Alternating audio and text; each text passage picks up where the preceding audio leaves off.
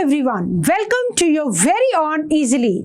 So, in our today's biology class, which topic we are going to discuss? Yes, today we will discuss about the pedigree analysis, जिसका brief introduction हमने हमारी previous class के अंदर किया था कि pedigree analysis को हम use करते हैं किसी भी जो genetic disorders हैं, जो mutations आने की वजह से जब genes का transfer होता है that leads to any kind of disorders, किसके अंदर parents से जब अपने बच्चों के अंदर transfer होते हैं, तो उनका inheritance pattern देखने के लिए हम क्या करते हैं, एक फैमिली ट्री बनाते हैं जिसको हम बोलते हैं पूरा का पूरा क्या है वो पेडिग्री एनालिसिस की डिजीज का ट्रांसफर किस पैटर्न पे हो रहा है। ठीक है, तो हम उसके बारे में बात करेंगे और इसी के साथ साथ हम आज बात करेंगे मेंडेलियन डिसऑर्डर्स के बारे में भी। ठीक है, तो इससे पहले कि हम हमारी क्लास को स्टार्ट करें, एक बार देख लेते हैं कि हमें इजीली ऐप के साथ अपने आप को कैसे जोड़ना है। तो उसके लिए आपको क्या करना है, सबसे पहले जाएंगे गूगल प्ले स्टोर पर, वहां से इजीली ऐप को करेंगे डाउनलोड EAZILY और आपसे आपका जो न्यू यूज़र है मोबाइल नंबर यूज़ करेंगे, न्यू अकाउंट क्रिएट करेंगे और जैसे ही आप यहाँ पे क्लिक कर देते हैं तो आपके सामने खुलता है कुछ ऐसा सा फेस जहां पर आपको भरनी होती है अपनी सारी इंफॉर्मेशन। ठीक है, आपका नेम नहीं है, हाँ नेम है, आपका name, email ID, gender, mobile and location, everything. जब आप वो फिल कर देते हैं तो आपको यहाँ पर वेरीफाई विद OTP के साथ फाइनल क्लिक करना होता है। After that you get an OTP आते ही आप क्लिक कर देंगे वेरीफाई पर और उसके बाद आपके सामने ये कुछ ऐसे कोर्सेज खुलेंगे और हमें कौन सा कोर्स सिलेक्ट करना है, हमें करना है हमारे लिए नीट का कोर्स, क्योंकि ये बायोलॉजी की क्लास है। ठीक है, तो नीट कोर्स को जैसे ही आप सिलेक्ट करेंगे उसके बाद आप सिलेक्ट करेंगे अपनी क्लास को, 12th क्लास को टिक कर देंगे क्योंकि हम boards as well as NEET के लिए प्रिपेयर कर रहे हैं। फिर आपके सामने आएंगे बायोलॉजी, केमिस्ट्री और फिजिक्स, ये सब्जेक्ट्स हमारे खुलेंगे जिनका प्राइस आप देख रहे हैं है 2999 और जो टोटल प्राइस है इस पूरे कोर्स का दैट इज 8999। बट जैसे ही आप ऐड टू कार्ट करते हैं, कूपन कोड को एंटर करते हैं, फ्री इजीली लिखते हैं, वैसे ही ये पूरा का पूरा अमाउंट आपका क्या हो जाता है, वेव ऑफ, पूरा का पूरा अमाउंट आपका बिल्कुल कट हो जाएगा और आपको मिलेगा एक well structured course for your NEET exam, your 12th board exam, absolutely free of cost. तो देरी किस बात की है, आज ही जाएंगे गूगल ऐप पर और आपको मिलेंगी जो भी हम यहाँ पे जो स्टडी कर रहे हैं उनकी वीडियोस विदाउट एनी ऑब्स्ट्रक्शन, किसी भी तरह की एडवर्टाइजमेंट या किसी भी तरह के यूट्यूब का जो प्रॉब्लम्स आपके सामने आती है वीडियो देखते वक्त, वैसी कोई भी प्रॉब्लम आपको नहीं मिलेंगी। तो आप कहाँ जाएंगे, इजीली ऐप पर। ठीक है, चलो with this we are going to start with our class और हमारी क्लास का आज का जो टॉपिक है देख पा रहे हैं आप, दैट इज मेंडेलियन डिसऑर्डर और हम इसके अंदर पेडिग्री, देखो मेंडेलियन डिसऑर्डर को समझना है तो भाई पेडिग्री को तो समझना ही पड़ेगा, है ना। पेडिग्री एनालिसिस किस तरह से म्यूटेशंस का ट्रांसफर होता है आगे से आगे, वो हमें देखना ही पड़ेगा। ठीक है, तो चलो हम सबसे पहले स्टार्ट ही इसी से कर लेते हैं। कहाँ से, हमारे पेडिग्री एनालिसिस से, राइट। ओके, देखो बहुत सिंपल वे में समझना, एकदम सिंप्लीफाई करके हम समझेंगे। हमारी बॉडी के अंदर कितने क्रोमोसोम्स है, हमारी बॉडी के अंदर है 23 पेयर्स, हमारी बॉडी में है 23 पेयर्स ऑफ क्रोमोसोम। ठीक है, इसमें से 22 पेयर क्या है बेटा, 22 पेयर क्या है, autosomes, right. 1 pair of chromosome क्या है, that is 6 chromosome, that is 6 chromosome. ठीक है, मतलब ये कहने का है कि जो डिजीज है दैट कैन बी, जो जीन्स हैं जो प्रेजेंट है कहाँ पर, either they are present on the autosomes और they are present on the 6 chromosome. अब उनके अंदर जब म्यूटेशंस आएंगे तो डिजीज का आगे ट्रांसफर होगा। ठीक है, कौन सी जीन्स, सेक्स लिंक्ड डिजीज भी हो सकती है और ऑटोसोम्स की भी हो सकती है। तो हमारे पास जो डिसऑर्डर्स हैं, जो जीनोटाइप है, genotype that can B autosomal, that can B sex linked, मतलब जो जीन्स का जो ट्रांसफर है that can B through autosomes के थ्रू होता है तो हम बोलेंगे ऑटोसोमल डिजीज है। अगर 6 क्रोमोसोम के थ्रू होता है तो हम बोलेंगे दिस इज 6 लिंक डिजीज है, राइट। ओके, अब बहुत ध्यान से सुनेंगे, जो हम जीनोटाइप को रिप्रेजेंट करते हैं, अब आप जीनोटाइप समझते हैं, it can be homozygous, it can be heterozygous, right. तो ऑटोसोमल डिजीजेस को रिप्रेजेंट करने के लिए जो जीनोटाइप है वो हम यूज करेंगे, या तो होमोजाइगस हो सकता है कैपिटल ए, या ये हो सकता है हेट्रोजाइगस कैपिटल ए स्मॉल ए, या ये हो सकता है होमोजाइगस रिसेसिव, ठीक है। यही 3 पॉसिबिलिटी है, हमने यही पढ़ा था मेंडल जो लॉस थे उसके अकॉर्डिंग हमने जीनोटाइप्स यही वाले पढ़े, या तो होमोजाइगस डोमिनेंट या हेट्रोजाइगस डोमिनेंट या होमोजाइगस रिसेसिव होगा, राइट। ओके, जब हम बात करेंगे सेक्स लिंक्ड की तब हम वर्ड यूज करेंगे XX और XY, है ना। हमें पता है कि this is for male and this is for female, ठीक है, दिस इज फॉर फीमेल। तो अगर डिजीज 6 क्रोमोसोम्स के थ्रू ट्रांसफर हो रही है तो हम उसको बोलेंगे सेक्स लिंक डिजीज, और वहां पे हम वर्ड यूज करने वाले हैं XX और XY को, राइट। इतनी बात अगर हमें क्लियर है तो अब हम डिवाइड कर लेते हैं, जितने भी मेंडेलियन डिसऑर्डर्स है उनको हम डिवाइड करते हैं ऑटोसोमल, सेक्स लिंक, ठीक है। अब ऑटोसोमल में ऑटोसोमल डोमिनेंट हो सकता है, ऑटोसोमल रिसेसिव हो सकता है, सेक्स लिंक में sex link dominant, sex link recessive हो सकता है। तो जब हमें ऑटोसोमल डोमिनेंट को अगर मुझे रिप्रेजेंट करना है तो dominant can be either homozygous dominant, it can be heterozygous dominant, ठीक है। तो जब मुझे डोमिनेंट को रिप्रेजेंट करना होगा तो I will be writing homozygous dominant, heterozygous dominant, मतलब अगर डिजीज ऑटोसोमल डोमिनेंट है, अगर डिजीज ऑटोसोम से ट्रांसफर हो रही है, ऑटोसोम के साथ रिलेटेड है और वो डोमिनेंट फॉर्म में है, तो जब भी आप लिखेंगे कैपिटल ए स्मॉल ए, मतलब ये कैसे इंडिविजुअल होंगे, दीज आर अफेक्टेड। तो अफेक्टेड के लिए हम सिंबल यूज करेंगे, इस तरह से इनको शेड कर देंगे, और फीमेल के लिए we will represent like this. But जब हमारे पास कंडीशन आ जाए स्मॉल ए होमोजाइगस रिसेसिव वाली कंडीशन आ जाए, दैट मीन्स ये कैसी होगी, ये होंगे नॉर्मल मेल या नॉर्मल फीमेल, ठीक है। सिंबल्स आपको पता है कौन से यूज करने हमें, राइट। ओके, आगे आ जाओ। जब हमें रिप्रेजेंट करना होगा ऑटोसोमल रिसेसिव डिसऑर्डर को, अब रिसेसिव आपको पता है, होमोजाइगस रिसेसिव ही अपने आप को कंडीशन एक्सप्रेस कर सकती है, ठीक है। ओके, तो इसका मतलब स्मॉल जब मैं लिखूंगी तो दिस इज अफेक्टेड मेल और अफेक्टेड फीमेल, ठीक है। बट जब मैं बात करूंगी capital A small a homozygous है हेट्रोजाइगस कंडीशन की, दैट विल बी नॉर्मल, ठीक है। ये किसकी कैसे बात हो रही है, ऑटोसोमल रिसेसिव के लिए हमें चाहिए स्मॉल ए, ऑटोसोमल डोमिनेंट के लिए चाहिए होमोजाइगस या हेट्रोजाइगस डोमिनेंट, ठीक है। सेम चीज आ जाओ एक्स लिंक्ड पर। एक्स लिंक्ड में क्या होगा बेटा, that is x linked, sex linked मतलब एक्स लिंक्ड, क्योंकि जो वाई लिंक्ड होंगी, वाई लिंक्ड भी हो सकती है, वाई लिंक में सीधी सी बात है कि मेल टू मेल ही ट्रांसफर होगा, मेल टू मेल ही ट्रांसफर होगा। क्यों, मेल के पास ही तो होता है एक वाई क्रोमोसोम, और तो वाई क्रोमोसोम फीमेल के पास तो होता ही नहीं है, राइट। ओके, तो sex linked can be recessive, जब भी रिसेसिव कंडीशन होगी that should be homozygous recessive, अगर फीमेल में है दोनों एक्स क्रोमोसोम, हम बात करें एक्स लिंक्ड की, तो एक्स लिंक दोनों के ऊपर अगर ये वाली कंडीशन आ जाए होमोजाइगस रिसेसिव, तो ये होगी बेटा अफेक्टेड फीमेल।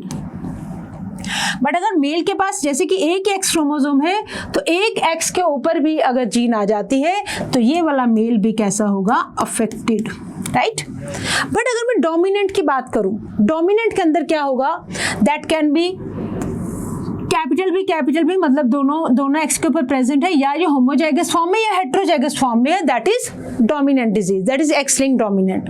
और अगर मेल के पास एक भी डोमिनेंट जीन है तो ये भी क्या हो जाएगा, मेल अफेक्टेड हो जाएगा, और यहाँ पे फीमेल अफेक्टेड हो जाएगी, ठीक है। तो नॉर्मल के लिए क्या चाहिए होगा, दैट इज हमें रिसेसिव वाली फॉर्म चाहिए होगी जब हम डोमिनेंट की बात करते हैं, राइट। तो आई होप ये हमें क्लियर है। क्या करना है हमें बस सिर्फ इतना याद रखना है, homozygous, heterozygous dominant, homozygous recessive, तीन तरह के जीनोटाइप होते हैं। जब हम बात करते हैं रिसेसिव डिसऑर्डर की, रिसेसिव डिसऑर्डर अपने आप को हमेशा होमोजाइगस फॉर्म के अंदर एक्सप्रेस करता है, ठीक है। बट जब हम बात करते हैं डोमिनेंट की, डोमिनेंट के अंदर अगर एक भी कैपिटल ए आ जाता है ना, जैसे कि हमने मेंडल लॉ के अंदर पढ़ा हुआ है, तो एक भी अगर कैपिटल अल्फाबेट आ गया या homozygous dominant, heterozygous dominant, disease अपने आप को एक्सप्रेस करेगी, ठीक है। तो ये हुआ हमारे सामने किस तरह के डिसऑर्डर होते हैं, ठीक है। तो सबसे पहले हम आते हैं एक बार डोमिनेंट कैरेक्टर को स्टडी करते हैं। डोमिनेंट कैरेक्टर, और वो भी कौन से, ऑटोसोम। ध्यान रखना, ऑटोसोम बॉडी के 22 pairs of chromosome, that is autosome, उनसे लिंक्ड होती है, राइट। डोमिनेंट कैरेक्टर का एक बात का याद रखेंगे बेटा, डोमिनेंट कैरेक्टर कभी भी अपने जो जनरेशंस है कभी भी स्किप नहीं करती हैं। क्यों नहीं करती हैं? बिकॉज कैपिटल ए आ जाए तो ये तो अपने आप को एक्सप्रेस करेगा ही करेगा, और जहां भी कैपिटल ए आ गया वो भी अपने आप को एक्सप्रेस करेगा। हमने ये डिस्कस किया हुआ है लॉ ऑफ डोमिनेंस में, that the dominant character expresses itself in both homozygous as well as heterozygous condition. तो ये कौन सा कैरेक्टर है बेटा? दिस इज डोमिनेंट, ठीक है। तो हम बात कर रहे हैं डोमिनेंट की, तो डोमिनेंट मतलब अगर दोनों ये कंडीशन आ जाएंगी तो कैरेक्टर ऑटोसोमल डोमिनेंट हो जाएगा। सबसे पहली चीज को मार्क करो, there is no skipping of generations. Affected जो बच्चे होंगे उनमें से कोई भी एक पेरेंट पक्का अफेक्टेड होगा। जैसे कि मान लो मैं यहाँ पे बना दूं मेल फीमेल, ठीक है। मान लो इनका ये दैट इज डिजीज्ड है ना, ये मान लो डिजीज्ड है। तो अब अगर मैं देख रही हूँ कि इस, ध्यान से देखेंगे, जो भी अफेक्टेड बच्चा है उसके पेरेंट को देख लो, उनमें से एक पक्का डिजीज होगा। तो मतलब जो ये डोमिनेंट डिजीज है वो हर जनरेशन में अपने आप को डोमिनेट करवाती है, कोई भी जनरेशन स्किप नहीं होती है, ठीक है। तो जनरेशन डिजीज अपने आप को एक्सप्रेस करती है हर जनरेशन में, राइट। तो affected parents can have unaffected children. For example, मान लो मैंने ये लिया affected parents है ना, डोमिनेंट की बात हो रही है, इनके unaffected बच्चे हो सकते हैं। मान लो मैंने ये वाली कंडीशन ली, सॉरी दो मेल को मेट करा रही हूँ, ये वाली कंडीशन ली है ना। तो देखो जब इनके सेपरेशन होगा ये, तो इनके पास जब इसका और इसका फ्यूजन होगा तो स्मॉल ए आने की वजह से ये बच्चा नॉर्मल हो सकता है ना, ये बच्चा नॉर्मल हो सकता है ना, यस। हेटेरोजाइगस डोमिनेंट कंडीशन है अगर, तो अगर दोनों के पास स्मॉल ए आ गया तो इनका बच्चा नॉर्मल हो सकता है, दैट कैन बी पॉसिबल। मतलब अफेक्टेड, अब ये दोनों क्या है? अफेक्टेड है, ठीक है। ये दोनों क्या है? अफेक्टेड पेरेंट्स है, दीज आर अफेक्टेड पेरेंट्स। तो इनका एक बच्चा ये वाला नॉर्मल हो सकता है ना, सॉरी इसको नहीं, इनका ये वाला बच्चा नॉर्मल हो सकता है ना। तो affected parents can have normal children. ये कुछ रूल्स हैं, ये याद रखेंगे, जिसकी वजह से हम पेडिग्री को समझ पाते हैं। Okay, what happened? एक सेकेंड, वेट। हाँ जी, ठीक है। तो अफेक्टेड पेरेंट्स के नॉर्मल चाइल्ड हो सकता है। दूसरी चीज, affected individuals have at least one affected parent. Affected individuals have at least one affected parent. मान लो जैसे ये वाला बच्चा, मान लो फॉर एग्जांपल, चलो इसी को ही करके देखते हैं, ये आपको समझ में आ गया। आगे देखो, मान लो सपोज मैंने कंडीशन ली एक, मान लो मैंने नॉर्मल ले लिया। नॉर्मल का मतलब ये होगा, ठीक है। इनके बीच में जब हमने क्रॉस कराएंगे तो फॉर एग्जांपल एक सन हुआ, एक डॉटर हुई, ठीक है। तो देखो इनका जीनोटाइप ये है, तो दिस इज द सन, और इनके पास सपोज ये आ गया अफेक्टेड, ये आ गया नॉर्मल, या एक बेबी और बना लेते हैं, दिस इज नॉर्मल। नॉर्मल के पास तो आएगा ए, ठीक है। और यहाँ पे क्या आ सकता है? ए आ सकता है, ठीक है। ए के यहाँ से आ गया, ए के इसका आ गया, that can B, this is, इसको हटाओ, चलो इसको हटाओ। Now this is affected, this is affected, ठीक है। तो इस अफेक्टेड का एटलीस्ट एक पेरेंट क्या होना चाहिए? एक parent, one parent should be affected, ठीक है। तो तीन बातें याद रखेंगे। डोमिनेंट के अंदर सबसे पहले एक चीज और लिख लेते हैं हम यहाँ पे, mails and females males and females are equally affected. Males and females are equally affected in autosomal disorders. In autosomal disorder. But अगर ये disorder dominant है तब पहली चीज कभी भी जनरेशन स्किप नहीं होगी. नंबर 2, अफेक्टेड पेरेंट्स के नॉर्मल बच्चे हो सकते हैं. नंबर 3, अफेक्टेड जो इंडिविजुअल है उसका कोई ना कोई एक पेरेंट जरूर इफेक्टेड होगा. At least one affected parent, affected individual at least have one affected parents. ये कुछ गोल्डन रूल्स को जब आप याद रखेंगे तब आप आसानी से पेडिग्री सॉल्व कर पाते हैं. ठीक है, चलो देन आ जाओ ऑटोसोमल रिसेसिव. रिसेसिव में सीधी सी बात है, जनरेशन स्किप हो सकती है. हो सकता है एक जनरेशन के अंदर डिजीज नहीं आई बट नेक्स्ट जनरेशन के अंदर डिजीज आ जाए. अनअफेक्टेड पेरेंट्स के पास अफेक्टेड बच्चे हो सकते हैं. अब देखो ऑटोसोमल रिसेसिव के लिए हमें कंडीशन चाहिए ये वाली. This is the affected condition. This is the affected condition. तो मैंने बोला अनअफेक्टेड बच्चे, सॉरी अनअफेक्टेड पेरेंट्स का जो बच्चा है दैट कैन बी अफेक्टेड. ठीक है, that can be affected. For example तो अनअफेक्टेड के लिए आइदर ए हो या ए हो. ठीक है, तो अगर ये बच्चा अफेक्टेड है तो इवन इसको भी क्या होना पड़ेगा, हेट्रोजाइगस फॉर्म में होना पड़ेगा. हेट्रोजाइगस. ठीक है, तो इस बच्चे के पास दोनों का ए आ जाए तो ये क्या हो गया, अफेक्टेड हो गया. दोनों अनअफेक्टेड है, राइट. और ये जो नॉर्मल आया इसके पास मान लो एक ए इसका और एक इसका, इसके पास ये वाली कंडीशन आ जाए. तो मतलब कहने का ये unaffected parents can have affected children. ठीक है, तो unaffected parents can have affected children. दूसरी बात, male and females are equally affected. ये हुई ऑटोसोम्स की बात. किसकी बात, ऑटोसोम्स की बात. तो सिंपल डोमिनेंट के बारे में याद रखेंगे. पहली बात, ऑटोसोम को कैसे पहचानेंगे, mail and female equally affected होंगे. ठीक है, और डोमिनेंट जो जनरेशन स्किप नहीं होगी, रिसेसिव के अंदर जनरेशन स्किप होगी. अनअफेक्टेड पेरेंट्स के अफेक्टेड बच्चे हो सकते हैं. यहाँ पे क्या है, अफेक्टेड पेरेंट्स के अनअफेक्टेड बच्चे हो सकते हैं. अगर कोई भी बच्चा अफेक्टेड है डोमिनेंट में, उसका एटलीस्ट एक पेरेंट जरूर अफेक्ट होगा. ठीक है, तो ये किसके बारे में बात हुई, autosomal dominant and autosomal recessive. अब आ जाओ बेटा एक्स लिंक्ड. एक्स लिंक्ड के अंदर हम बात कर रहे हैं सेक्स लिंक्ड के, एक्स क्रोमोसोम से रिलेटेड डिजीज के बारे में. ठीक है, क्योंकि वाई तो सिर्फ कहाँ जाएगी, मेल टू मेल में ट्रांसफर होगी. तो हम अभी डिस्कस कर रहे हैं वो वाले जीन्स जो एक्स क्रोमोसोम के थ्रू ट्रांसफर हो रहे हैं, इनको नाम दे रहे हैं sex linked, X linked dominant. X linked dominant disease father to son तो बेटा कभी जा ही नहीं सकती, क्योंकि जो सन को एक्स कौन दे रहा है, मदर ही दे रही है. तो that is not possible. Okay, जितनी भी अफेक्टेड फादर के डॉटर्स होंगी वो क्या होंगी, अफेक्टेड. ये मान लो अफेक्टेड है, इसकी मदर है नॉर्मल. ठीक है, तो इनकी जो डॉटर होगी, डॉटर विल बी अफेक्टेड. हो सकता है सन अफेक्टेड ना हो. तो अफेक्टेड डॉटर का क्या होगा, अफेक्टेड फादर. अफेक्टेड होने के लिए इनके पास डोमिनेंट वाली कंडीशन है बेटा. एक भी कंडीशन मान लो, चलो इसको बी लिखते हैं, ये ऐसे आ गई. तो ये जो एक्स है डॉटर को कौन दे रहा, मदर ने दिया बेटा नॉर्मल एक्स, बट डिजीज वाला एक्स किसने दिया, फादर ने. ठीक है, तो जितनी भी डिजीज एक्स लिंक्ड होंगी, अगर वो डॉटर इफेक्टेड है तो उनके जो फादर होंगे वो अब भी अफेक्टेड होंगे. क्यों, क्योंकि फादर क्या दे रहा है, अपना एक एक्स क्रोमोसोम. वाई तो वो अपने बेटे को दे देगा ना, वाई अपने बेटे को दे देगा, एक्स किसको देगा, फीमेल को देगा. Right, okay. X linked recessive बहुत ज्यादा कॉमन डिजीजेस है. X linked recessive are found most commonly. Right, इसके अंदर क्या होता है बेटा, एक बहुत ही अच्छा सा मतलब क्रिस क्रॉस इनहेरिटेंस वाला पैटर्न दिखता है इसके अंदर.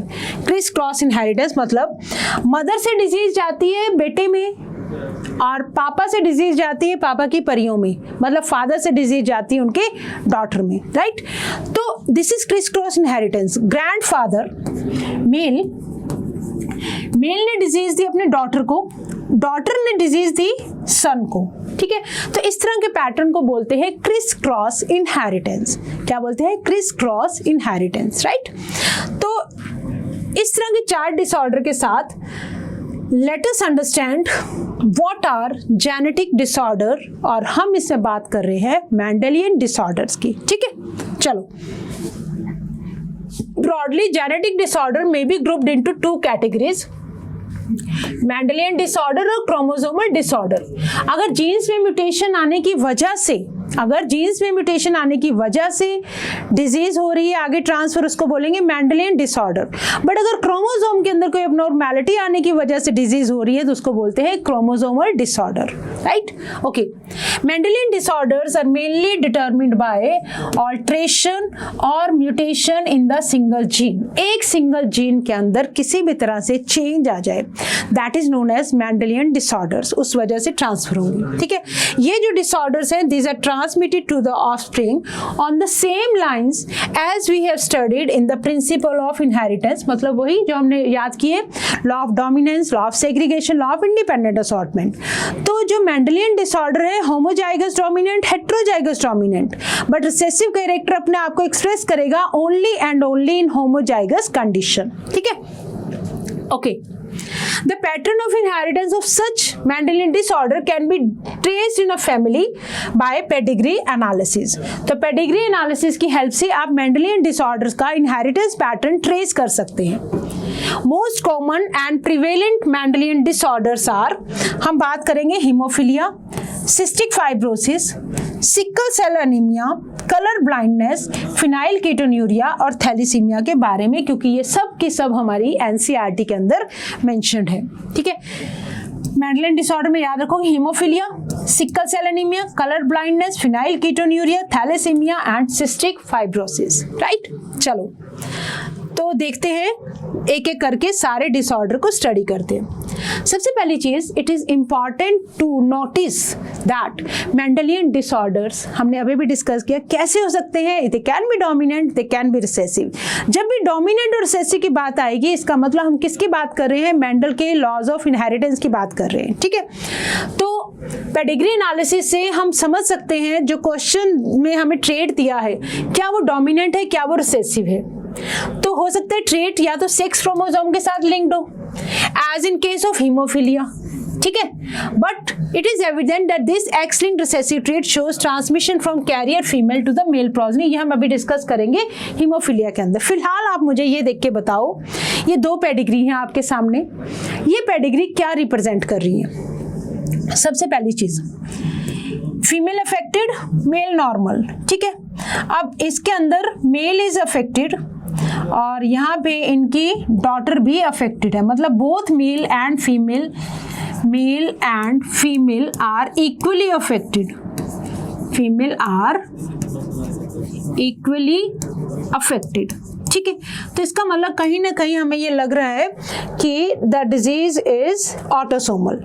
ठीक है, अच्छा आगे देखो, ये अफेक्टेड बच्चा, इसका एक पेरेंट होना चाहिए अफेक्टेड, ये अफेक्टेड बच्चा, इसका एक पेरेंट एटलीस्ट कैसा होना चाहिए? अफेक्टेड, और यहाँ से ये भी अफेक्टेड, इसका एक पेरेंट होना चाहिए affected.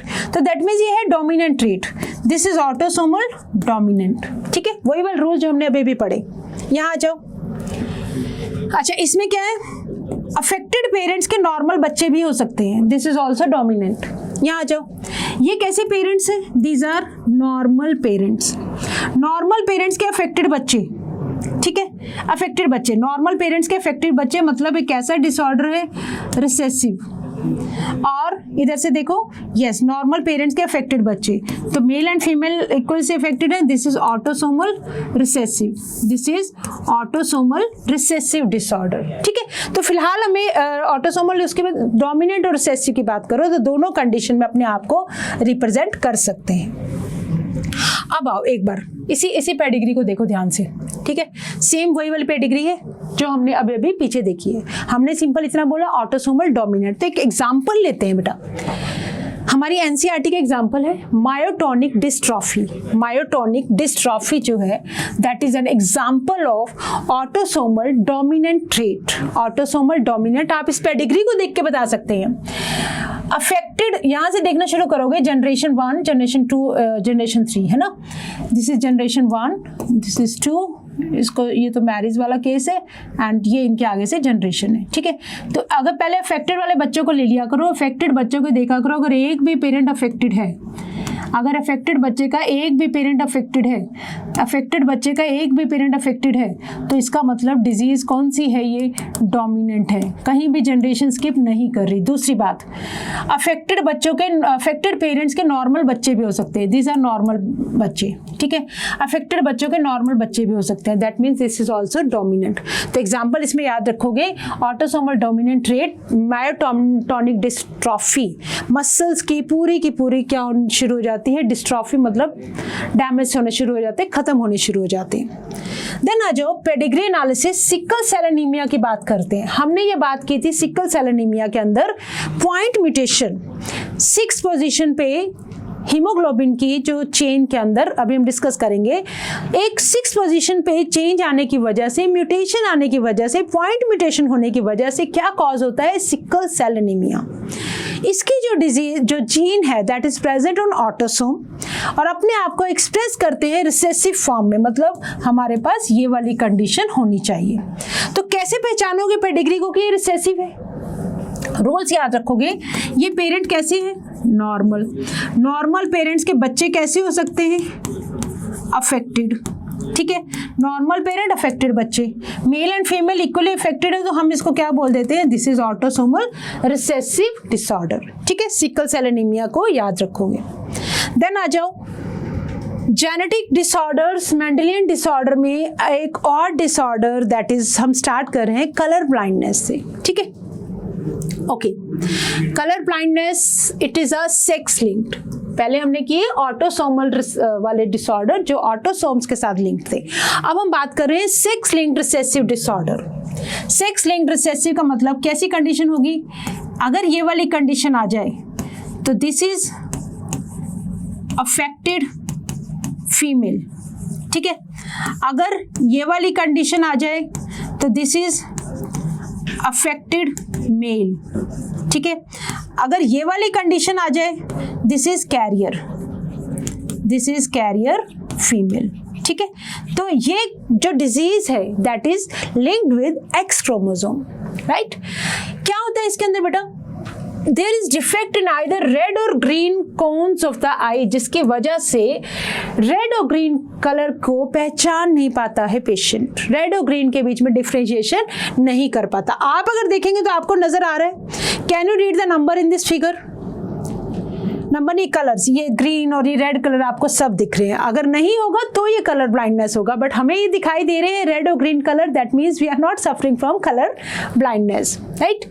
This defect is due to mutation in certain genes present on the X chromosome, इसीलिए हम इसको बोल रहे हैं एक्स लिंक्ड डिजीज, राइट। और किस फॉर्म में, रिसेसिव फॉर्म में है ये, दैट मीन्स अगर दोनों एक्स के ऊपर डिफेक्टिव जीन आ जाए तो फीमेल इज अफेक्टेड, मेल के पास अगर एक भी एक्स क्रोमोसोम आ गया वो भी डिफेक्टिव वाला, तो उसको हो जाएगी डिजीज, दैट इज मेल के पास सिर्फ एक एक्स और वाई वाली कंडीशन है, अफेक्टेड मेल है ये। बट अगर एक एक्स नॉर्मल और एक एक्स पे है डिफेक्टिव जीन, तब हम बोलेंगे this is a career female, ठीक है। Okay, it occurs in about 8% of males and only about 0.4% of females, मतलब मेल में होने की टेंडेंसी ज्यादा है बजाय फीमेल्स के। अच्छा, एक बात बताओ, एक्स लिंक्ड है, रिसेसिव डिसऑर्डर है, तो मेल्स के पास डिजीज कहाँ से आ रही है, फीमेल से आ रही है, carrier female that can cause disease या अफेक्टेड फीमेल से, ठीक है। तो this will show the Chris cross inheritance, ठीक है। ओके, नेक्स्ट आओ, कलर ब्लाइंडनेस को देखते हैं। दिस इज बिकॉज वो जीन्स जो रेड ग्रीन कलर ब्लाइंडनेस करवाती हैं आर ऑन कहां पर है बेटा, वो एक्स क्रोमोसोम पर। मेल के पास ओनली एक ही एक्स क्रोमोसोम होता है और फीमेल के पास कितने होते हैं, 2। The son of woman who carries the gene has a 50% chance of being color blind.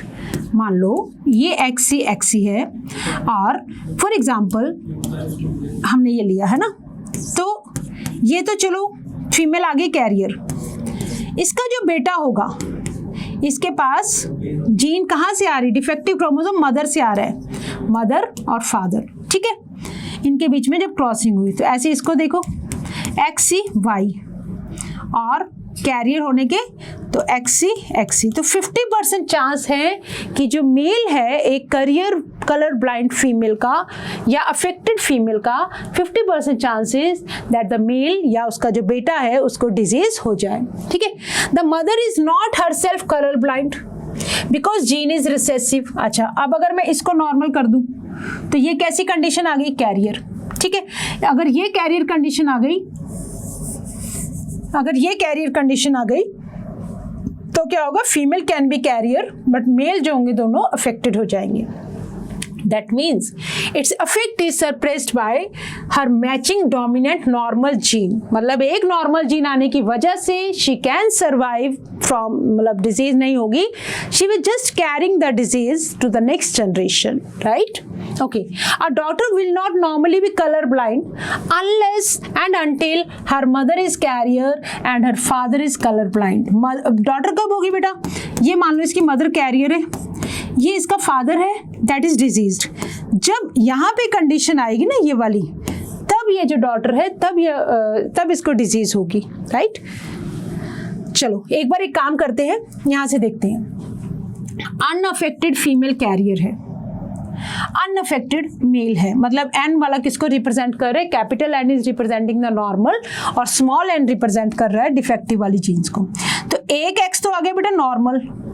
ऐसा करते हैं हम इसको, वेट ध्यान से देखो, हमने क्या लेना है? हम फीमेल कैरियर, हम ले रहे हैं फीमेल कैरियर और मेल हम ले रहे हैं unaffected, male unaffected, that means XY और यहाँ कंडीशन है XCX। इनके पहले बना लो गैमीट्स, XCX और इसके बना लो XY। ठीक है, जब XC और इसको जब हम फ्यूज करेंगे तो ये फीमेल कैसी बन गई? कैरियर। ये सन कैसा बन गया बेटा? अफेक्टेड, डिजीज है इसको। ये कैसी आ गई? बिल्कुल नॉर्मल।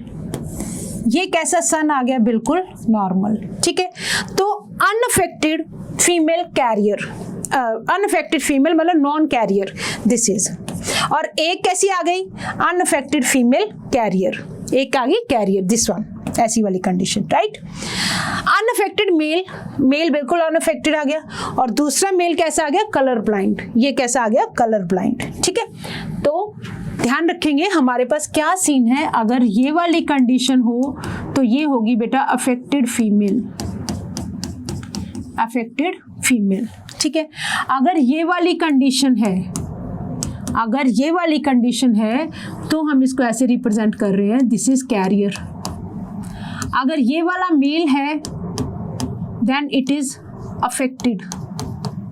ठीक है, और ये कैसा है? नॉर्मल, दिस इज नॉर्मल, और ये कैसी फीमेल है? This is normal. ठीक है, तो यहाँ से हमें इस क्लॉज को समझना है। ठीक है, याद रहेगा, sex linked recessive disorder colour blindness क्या होता है? पेशेंट के अंदर कलर के बीच में डिफ्रेंशिएट नहीं कर पाता रेड और ग्रीन कलर में। क्यों होता है ऐसा? जीन में म्यूटेशन आती है। वो जीन कहाँ प्रेजेंट है? एक्स क्रोमोसोम पर। कौन सी फॉर्म में अपने आप को एक्सप्रेस करती है? रिसेसिव फॉर्म में।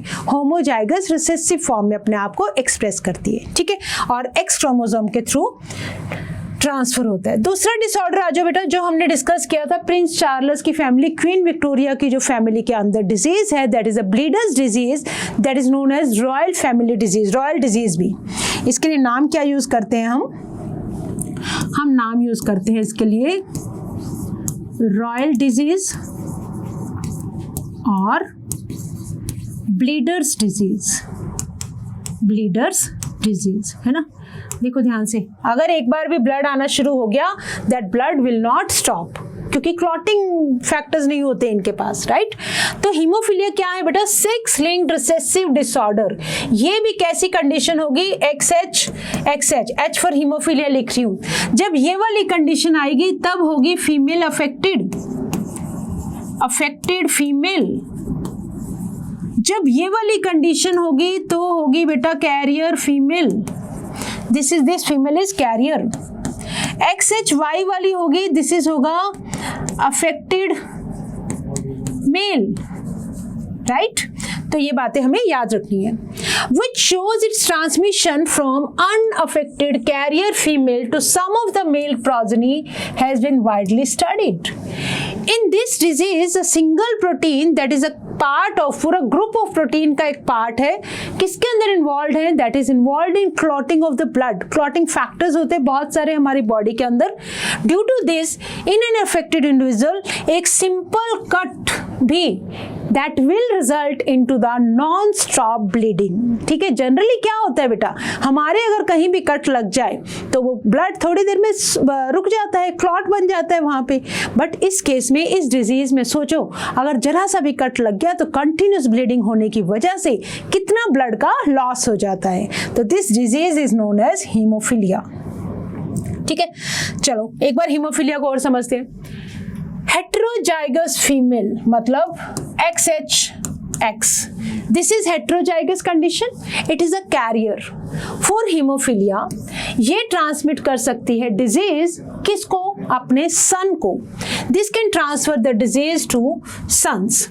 The possibility of a female becoming a hemophilic is extremely rare because mother of such female has to be at least carrier and father should be hemophilic, unviable in the later stage of life. एक बार ठीक है शादी कर दी, पता नहीं था bleeder disease है उनको, ठीक है, तो फादर तो हीमोफिलिक हो गया, और अगर मदर को भी हीमोफिलिया है, ठीक है, तो उस केस में क्या होगा, मतलब मदर को एटलीस्ट कैरियर तो होना ही पड़ेगा और फादर को डिजीज होना पड़ेगा।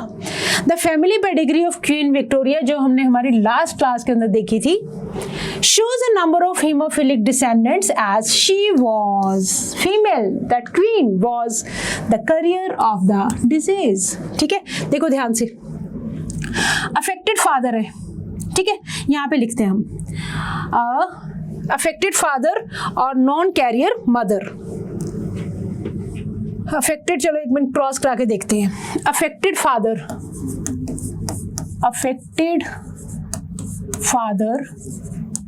और नॉन कैरियर क्या है? मदर है। तो क्या इसको नॉर्मल लिया है? नॉन कैरियर मदर है तो यस, मतलब हमने इसको बिल्कुल नॉर्मल लिया है। ठीक है, चलो नॉन कैरियर मदर का मतलब हमने क्या लिया है? इसको नॉर्मल, राइट। तो ये वाली कंडीशन है XX, और अफेक्टेड फादर का मतलब XHY।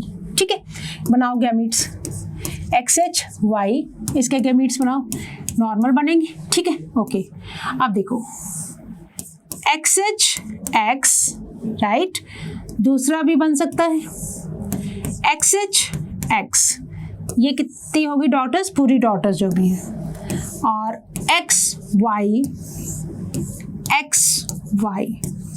these are completely not unaffected son, these are affected female, but किस सेंस में? these are carrier। सारे के सारे जितनी भी डॉटर्स हैं 100% वो क्या है? कैरियर। और जो सन है सारे के सारे नॉर्मल है, बिकॉज इनकी जो मदर है that was normal, mother was normal. तो डिजीज जो है ट्रांसफर हो रही है एक्स क्रोमोसोम के through.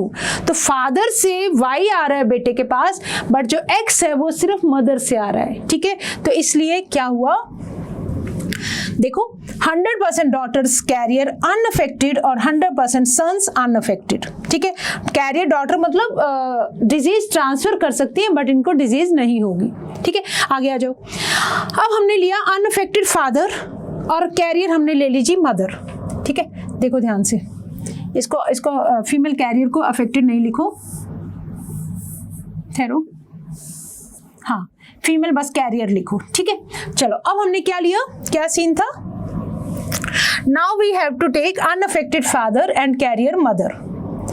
Unaffected father and carrier mother, unaffected father को क्रॉस करेंगे कैरियर मदर के साथ। ठीक है, अनअफेक्टेड फादर का मतलब XY नॉर्मल, XHX ये है बेटा कैरियर मदर। ठीक है, इनके गैमीट्स बने XY XHX। तो ध्यान देना, there can be a carrier female. There can be a normal female. There can be a affected son and there can be a unaffected son. तो 50% नॉर्मल है, 50% daughter career है, 50% जो mail है वो affected है. ठीक है, तो लेट अस चेक. 50% डॉटर कैसी आई बेटा? Non carrier. 50% डॉटर आई कैरियर, 50% सन आए अनअफेक्टेड, 50% सन्स आए अफेक्टेड. तो इस तरह से आपको ये क्रॉस करके बताना होता है. This is haemophilia, right? X linked recessive disorder. आगे आ जाओ. देन आता है हमारे पास sickle cell anaemia. Sickle cell anaemia के अंदर क्या होता है? That is also a recessive trait, but this is an autosomal linked. इसको जो डिजीज कॉज करने वाला जो जीन है that is present on autosome. ठीक है, ऑटोसोम पे प्रेजेंट है. This is known as autosomal recessive trait, जो पेरेंट से ट्रांसमिट हो सकता है to their offspring when both the parents are carrier for the gene. यहाँ पे क्या होना पड़ेगा? दोनों पेरेंट्स को कैरियर होना पड़ेगा, राइट? ऑटोसोम पे है डिजीज. तो अगर हम बात करें HbA, this is normal red blood cells. अगर हम बात करें HbA, HbS, ये कैसा हो जाएगा? That is sickle cell trait है. ट्रेट का मतलब डिजीज कुछ सिम्टम्स के साथ प्रेजेंट है. बट जब हम बात करेंगे HbS की, तो this is causing sickle cell anaemia and this is fatal. It can lead to death also. ये वाला पेशेंट एक नॉर्मल जीन की वजह से कुछ सिम्टम के साथ सर्वाइव कर लेता है. ए क्या है? This is a normal blood cells वाली पर्सन. ठीक है, तो दोनों में से एक को होना पड़ेगा कैरियर. तो let us check. When both the parents are carrier for the gene, मतलब हेट्रोजाइगस कंडीशन होनी चाहिए. क्या कंडीशन होगी? HbA, HbS. ठीक है, ये दोनों पेरेंट्स का जीनोटाइप होगा. The disease is controlled by single pair of allele that is HbA and HbS. Out of 3 possible genotype, only homozygous individual HbS जो होंगे वो दिखाएंगे डिजीज का phenotype and that is fatal. Heterozygous HbA, HbS individuals appear apparently unaffected but they are the carrier of disease. कौन से? Heterozygous condition ना, HbA, HbS carrier of disease, as there is 50% probability of the transmission of mutant gene to the progeny, thus exhibiting sickle cell anemia. ठीक है, चलो एक बार ध्यान से देखते हैं क्या होता है इस डिसऑर्डर में. देखो, the defect is caused by substitution of glutamic acid by valine. देखो, ये नॉर्मल हीमोग्लोबिन थी, CTC, इसका जब ट्रांसलेशन होगा GAG mRNA से ट्रांसलेशन करके क्या बनाएगा? Glutamic acid. ठीक है, तो this is a normal haemoglobin. First position पे वेलिन है, 6th पोजीशन पे ग्लूटामिक एसिड है. अब इसमें आ गया बेटा म्यूटेशन आने की वजह से क्या हुआ? Sickle cell gene CAC T is replaced by A. तो जब A का जब ट्रांसक्रिप्शन होगा तो यहाँ पे आ गया T, GTG. तो इसकी वजह से mRNA पे आ गया GUG, थायमिन की जगह यूरासिल. तो फर्स्ट पोजीशन पे वेलिन आना था, 6th पोजीशन पे भी क्या आ गया? वेलिन, जिसकी वजह से कैसी वाली म्यूटेशन आने की वजह से नॉर्मल प्रोटीन ना बन के क्या बनी? एबनॉर्मल प्रोटीन, मतलब एबनॉर्मल हीमोग्लोबिन. तो ये बनी बेटा, दैट इज एक सिंगल पॉइंट म्यूटेशन है at 6th position.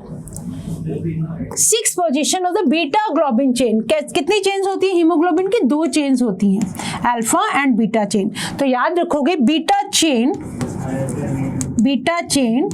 6th position, beta chain की 6th पोजीशन पर चेंज आने की वजह से हीमोग्लोबिन मॉलिक्यूल कैसा बना? डिफेक्टिव.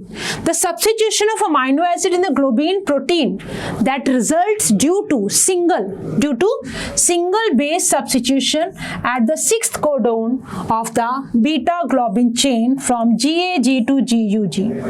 ठीक है, GAG से बनता तो नॉर्मल ग्लूटामिक एसिड बनता, बट यहाँ पे आ गया चेंज GUG, तो 6th पोजीशन पे क्या बन गया? वेलिन बन गया. हीमोफीलिया, जिसकी वजह से क्या आ गई, abnormality. Mutated hemoglobin molecule undergoes polymerization under low oxygen tension, causing the change in the shape of RBCs. Shape of RBCs भी कैसी हो जाएगी, that will be like sickle shape. Biconcave disc to elongated sickle like structure. तो जिसके लिए क्या होगा, that will be suffering from sickle cell anemia. ठीक है, that was also autosomal recessive disorder, जिसकी हमने अभी भी पेडिग्री भी देखी थी. तो haemophilia, colour blindness, these were sex linked recessive, right? Sickle cell anemia is autosomal recessive. याद रखनी है वाली बात. नेक्स्ट डिसऑर्डर आ जाओ बेटा, मेंडेलियन डिसऑर्डर कौन सा, that is phenyl ketonuria.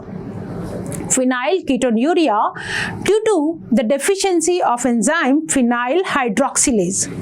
Phenyl hydroxylase की वजह से, this is an inborn error of metabolism that is inherited as the autosomal recessive trait. ठीक है, it is also phenylketonuria is also a autosomal recessive trait. The affected individual that lack an enzyme, एक enzyme नहीं होता जिसका नाम है phenyl hydroxylase, जो convert करेगा अमाइनो एसिड फिनाइल एलानिन को इनटू टायरोसिन.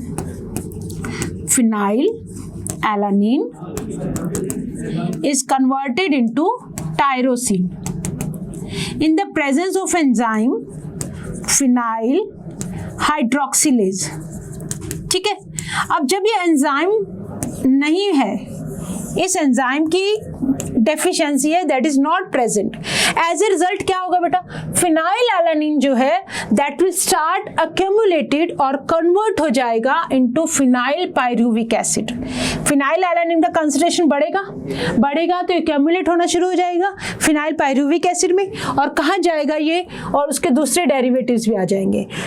अब इनका accumulation ब्रेन के अंदर आने की वजह से that will result into mental retardation. तो these are also excreted through urine because of its poor absorption by kidney.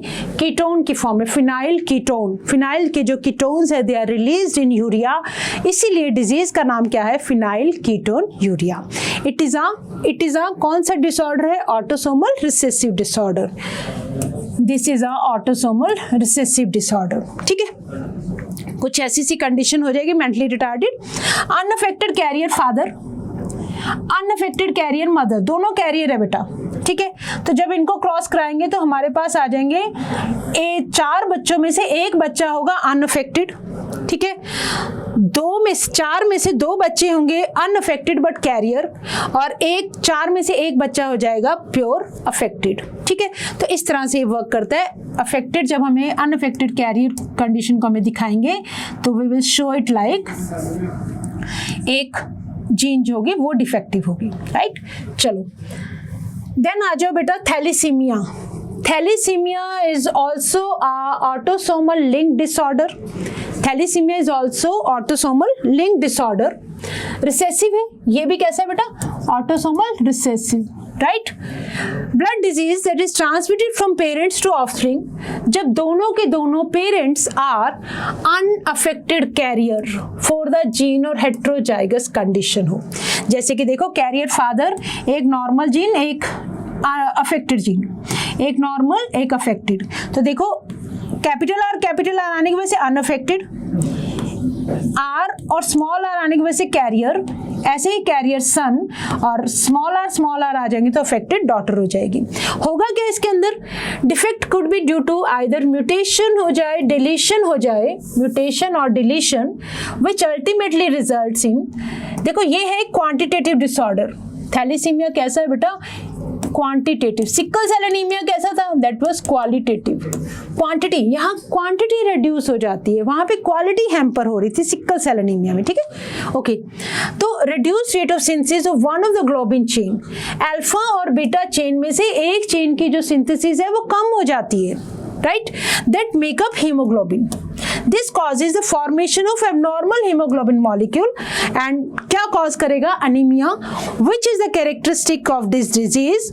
Thalassaemia can be classified according to कौन सी चेन इफेक्ट हो रही है, अल्फा चेन इफेक्ट हो रही है या beta, alpha thalassaemia, beta thalassaemia, ठीक है। तो क्रोमोसोम नंबर 16 हीमोग्लोबिन, ये इसकी बीटा चेन है, दिस इज जो पर्पल वाली इसकी अल्फा चेन दिखाई है, ठीक है।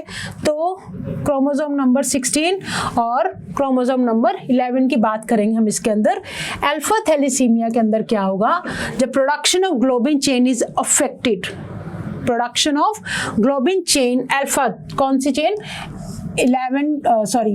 अल्फा थैलेसीमिया में alpha chain is affected, while in beta thalassemia production of beta globin chain is affected. Alpha thalassemia is controlled by two closely linked genes HBA1, HBA2, chromosome number 16, ठीक है। ये कौन सी है, this is beta thalassaemia, beta thalassaemia, ठीक है। Spelling देख लो, एक सिंगल एल है, THALESEMIA, ठीक है। This is due to chromosome number 11। Alpha thalassaemia में क्या हुआ, for each parent that is observed due to mutation or deletion of one or the more of the 4 genes. The more genes affected, less alpha globin molecule produced. जितनी ज्यादा jeans affect होंगी उतना ही haemoglobin molecule less produce होगा, ठीक है। देखो यहाँ से, this is chromosome number 16, HBA1, HBA1, HBA2, ठीक है। तो इनकी वजह से इन जीन्स के अंदर जितनी ज्यादा ये जीन्स इफेक्ट होंगी क्रोमोसोम नंबर 16 पे, उतना किस पे इफेक्ट करेंगी, अल्फा चेन की फॉर्मेशन पे, alpha chain, this is alpha chain, ठीक है। और जब हम बात करेंगे बीटा चेन की, ठीक है, while beta thalassemia is controlled by a single gene HBB on chromosome number 11, तो याद रखोगे beta thalassaemia is due to chromosome number 11 के ऊपर abnormality आ जाए और 16 पे आ जाए तो alpha thalassaemia, right, and occurs due to mutation of one or both the genes. Thalassemia differs from sickle cell anemia in that thalassemia is a quantitative problem. Quantity, कितनी haemoglobin chain बनेगी उसकी quantity reduce हो जाए, that is known as quantity of synthesising too few globin molecule.